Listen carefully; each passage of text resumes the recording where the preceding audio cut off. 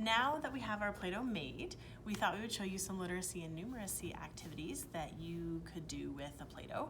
And honestly, these are just a couple of examples. The possibilities are really endless, so be creative with it. But here's some things that you could do. So for literacy, we're doing lots of things with sight words. So you could take your Play-Doh and you could shape it into letters. So I could shape this one into a P.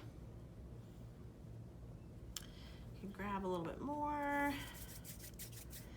And then I can imagine that I have my lines, and there would be a dotted line and another line. So there's a basement letter that would go a little bit lower, and a top floor letter up there.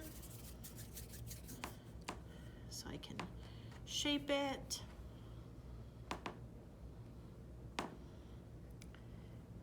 Take a little more.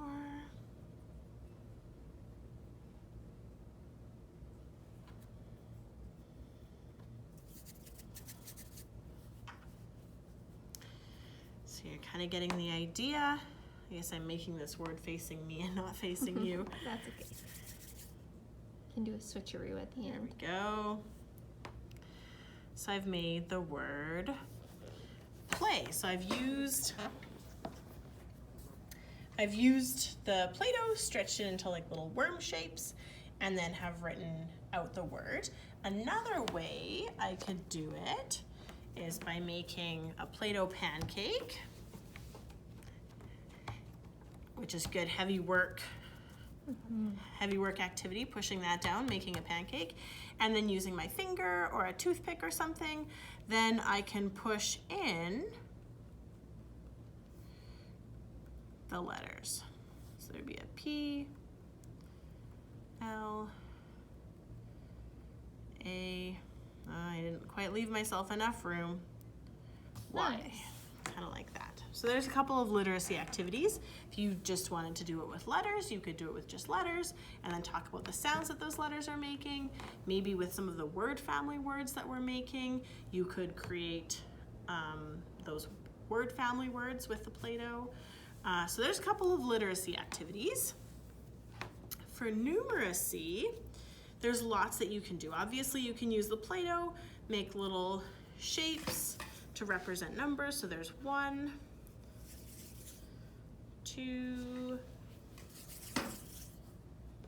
3, 4, 5. And one activity that I saw that was really cool is splat subtraction, or squish it subtraction. So if I have 5 and I want to take away 3, I go 1, 2, 3. I can splat those balls, and then how many are still intact? And I would have 2. So that's one way that you could do some numeracy stuff with doing some subtraction. You could also do the same with addition. I would have 3 plus 2 is how many? 5. Thanks, Miss Brittany. You could also use this for things like measurement or shapes. So I could say, build me a cube. Or you could do 2D shapes.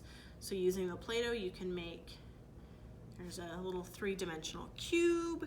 You could say, make me a sphere. There would be a sphere. Or even make me a circle, and then it would be 2D, and you can shape it. Circle was probably the trickiest one to pick off the start, but there's a circle that you could do. And you could also do things with comparing. So I could make a little worm family over here. Worms of different lengths, of different widths.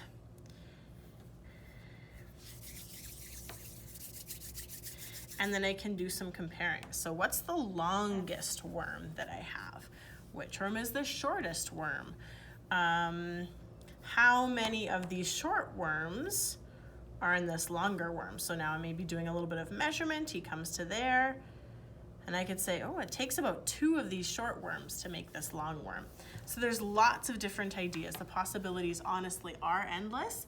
And if you have a really great idea that you've done with the Play-Doh that you've made or Play-Doh that you have at home, send us a picture or a video so that we can share it with other families. activities, because this collaboration that can happen right now is pretty fantastic. So thanks for tuning in. We hope that you enjoy having some Play-Doh at home to play with and all the literacy and numeracy activities that kind of come